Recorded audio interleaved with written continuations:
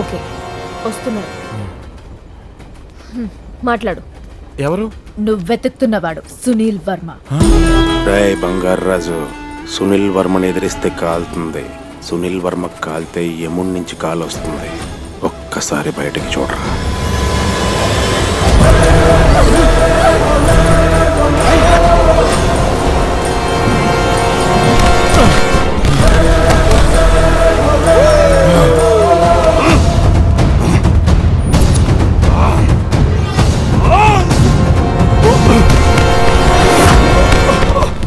ఎక్కడికి? తోకడానికి. గాళ్ళిరిగి చేస్తారు.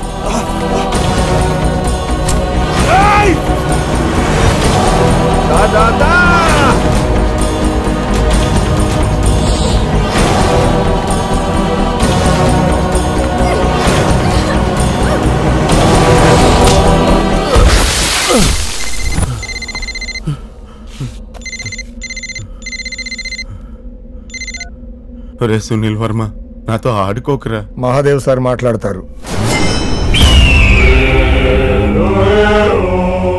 కొడకా సార్, మీ విగ్రహాన్ని నేను కొట్టేలేదు సార్. నేను విగ్రహం కోసం ఫోన్ చేయలేదు.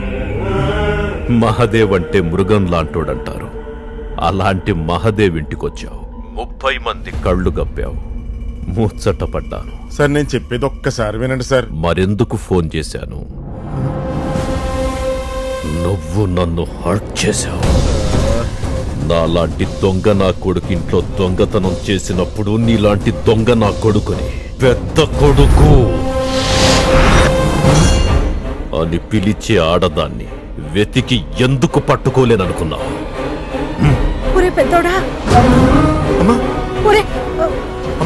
నువ్వు నా ఇంటెలిజెన్స్ ని ఇన్సల్ట్ చేసావురా. సార్ నేనేం చేయలేదు సార్. మీకు దండం పెడతాను సార్. నాలానే ఇంకోడు ఉన్నాడు సార్. నిజం సార్. నీ మాటలు వింటుంటే ఎలా ఉందో చెప్పనా? నువ్వేమో సెలబ్రిటీ గెస్ట్ లా, నేనేమో నీ సోదంతా వినే టీవీ హోస్ట్ లా. సార్ మీ కాళ్ళు పట్టుకుంటాను సార్. ఇక మీ అమ్మను కొడదామని డిసైడ్ అయ్యాన్రా. ఆవిడ బతికేది లేనిది. ఆవిడ హెల్త్ స్టేటస్ మీద ఆధారపడి ఉంటుంది. వద్దు సార్, వద్దు. అమ్మా ఇటు చూడు. ఇయర్లీ హెల్త్ చెకప్ చేయిస్తున్నావా? సార్ మా అమ్మ మీద చేసుకోవద్దు.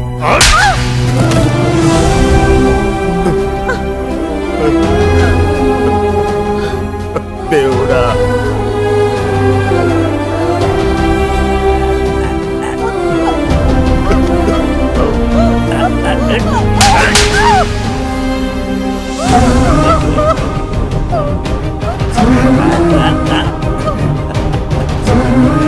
ఒక పక్క ఫోన్లో మాట్లాడుతూ కొట్టడం కష్టంగా ఉంది.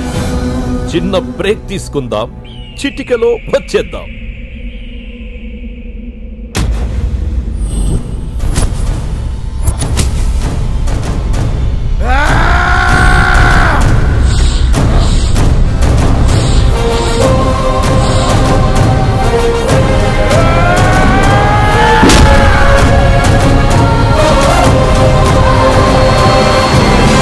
సునీల్ వర్మగాడు అంత తోపైనప్పుడు ఆడే సహదేవుని వెంటపడేలా చేసుకుని పట్టుకోవచ్చుగా.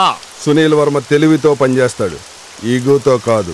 ఒకవేళ ప్లాన్ ఫెయిల్ అయి దొరికితే నువ్వు దొరుకుతావు, సునీల్ వర్మ కాదు.